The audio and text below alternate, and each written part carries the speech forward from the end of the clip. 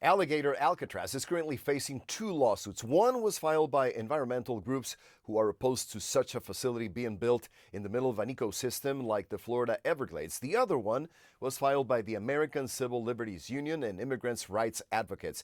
A federal court in Miami will hold a hearing on Monday in the ACLU case, which focuses on two allegations: lack of access to legal counsel and violations of due process for migrants detained at the tent facility.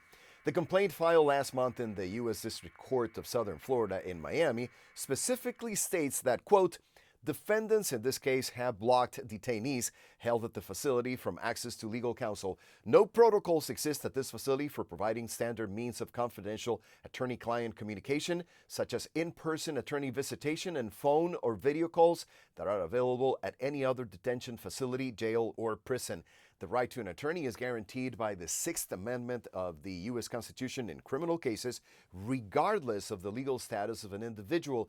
Eunice Cho, the ACLU's lead counsel in this case, says beyond the harsh conditions detainees face at Alligator Alcatraz that she says she has never seen at any other detention center, there are fundamental rights that are being violated.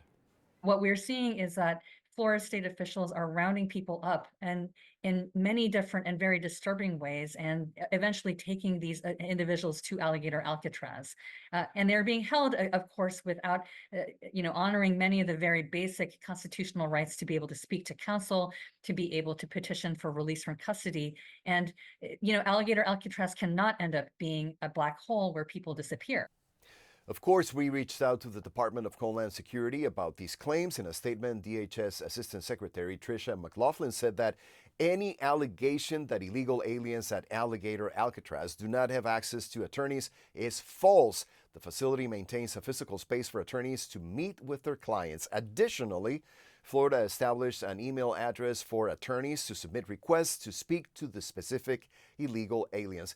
The ACLU lawsuit names Homeland Security Secretary Kristi Noem and her entire department as defendants, as well as Florida Governor Ron DeSantis, his executive director of emergency management, Kevin Guthrie, and other officials. We also reached out to the state of Florida for comment on this, but there has been no response so far.